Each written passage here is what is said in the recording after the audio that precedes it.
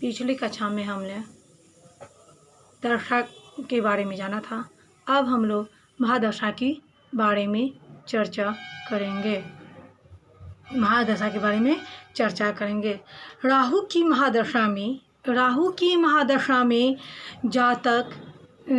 जातक में दुष्ट प्रवृत्ति का प्रादुर्भाव होता है। दुष्ट प्रवृत्ति का क्या होता है? प्रादुर्भाव होता है। ऐसी व्याधि जिसका निदान चिकित्सकों के पास भी नहीं रहता है। स्त्री पुत्रादि का क्षय होता है। क्या होता है? स्त्री पुत्रादि का क्षय होता है, विनाश होता है, शत्रु से कष्ट होता है, नेत्र और ऊर्ध्वंग भाग में जो है कष्ट होता है, मित्र का से जो है झगड़ा होता है, मित्र उसका विरोध कर देता है, दोनों में आपस में बनती नहीं है, कृषि की प्रति इसकी अवहेलना होती है और राजा के उद्देश्य में उसका फल मिलता है। देवगुरु बृहस्पति की महादशा में जातक को वस्त्रादि का लाभ, धन वैभव आदि की वृद्धि होती है। स्वजन और परिजनों की स्थिति सुदृढ़ होती है। पुत्र धन आदि मित्रों की प्राप्ति होती है। जातक लोगों के द्वारा प्रशंसा की प्राप्ति होती है। मान सम्मान मिलता है। क्या होता है? मान सम्मान मिलता है। गुरुजनों के द्वारा जो है उनका अलगाव होता है। कर्ण रोग होता है। कफ आदि का जो है क्या होता है?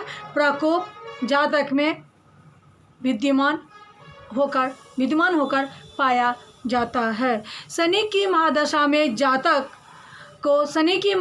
जातक को राष्ट्रीय आपदा के माध्यम से धन का लाभ होता है। दास और वृद्धा स्त्री की प्राप्ति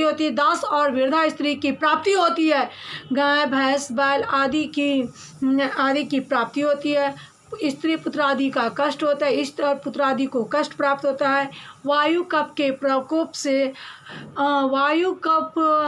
सांस लेने में तकलीफ होती है और अंदर में जो मांसपेशियां उसमें जो है उधर पीड़ा में कष्ट प्राप्त होता है तथा हाथ और पैर में जलन की प्राप्ति होती है। बुध की महादशा में जातक आध्यात्मिक सिद्धि की प्राप्ति और आध्यात्मिक सिद्धि की प्राप्ति होती है। ब्राह्मणों द्वारा अर्जित धन, कृषि योग्य भूमि, गौ घोड़ों की प्राप्ति होती है। गौ घोड़ों की क्या होती है? प्राप्ति होती है। श्रेष्ठ मनुष्यों और देवताओं में श्रद्धा उत्पन्न होती है, आस्था होती है। अतुल धन संपदा आदि का लाभ प्राप्त होता है। वायु कफ से कुपित होने से उत्पन्न रोग, ताप से क्या होता है? वह प्रीत होता है। वह जब बीमार पड़ जाते हैं तो उस बीमारी के कारण में उसे पता नहीं चलता है कि क्या हुआ है क्या नहीं हुआ है। स्त्री जनित शोक, व्यामोह, श्रेष्ठ जनों से जो बड़े बड़े लोग हैं उनके द्वारा जो कष्ट होता है, उनके द्वारा जो बात कही जाती है, वह जो पीड़ा होती है, धन की हानि होती है, अपराध कर्मों की प्रवृत्ति हो जाती है। जातक स्वदेश में बहिष्कार करने लगता है, अपने देश में बहिष्कार लगता है। दांत और शरीर में जो है क्या होती है? शरीर में तकलीफ होने लगती है। शुक्र के महादशा में जातक को स्त्री, आभूषण, अतुल धनकोष, अश्व, वाहन, सुंदर शैया, आसन आदि का सुख प्राप्त होता है। जो वस्तुओं का हमें लाभ प्राप्त नहीं होता है वह हमें शुक्र के महादशा से प्राप्त होता है। क्रय विक्रय के यानी लेन देन का व्यवसाय, कृषि तथा जलायान के द्वारा धनागम, गुरुजनों का योग, बंधु बांधवों को कष्ट, मानसिक संताप होता है। महादशाओं के उपर्युक्त जो हमने महादशाओं की फल प्राप्ति जो है अति सामान्य रूप से पढ़ा है। अति सामान्य, अगर हमें कोई भी कष्ट होता है तो उस कष्ट का समाधान जो है हमें महादशा के माध्यम से मिल जाता है। अब महादशा के माध्यम से अगर हम कोई भी कार्य करना चाहे तो हमारा कार्य क्या हो जाता है, सफल होता है। जितने भी बाधाएं रहती हैं उन बाधाओं को अगर हम शांत करते हैं तो हमारे आने वाली सभी बाधाएं क्या जो हो जाती हैं, दूर हो जाती हैं। ग्रहों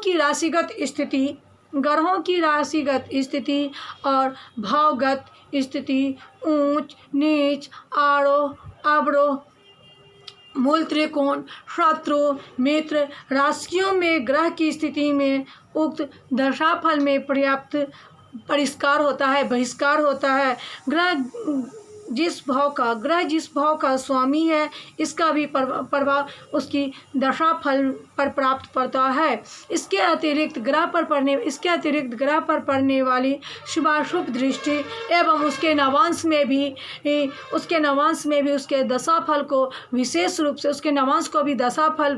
रूप से प्रभावित करती है। अतः दशाफल पर विशेष रूप से हम लोगों को विचार विमर्श करके कोई भी कार्य करना चाहिए, तभी हम लोगों की सफलता के द्वारा शुभाशुभ फल का आगम होता है और फलाफल मिलता है।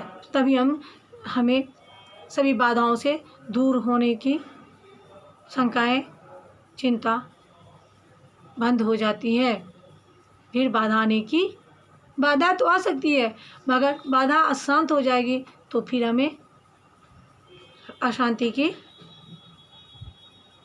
की असुविधा नहीं होगी।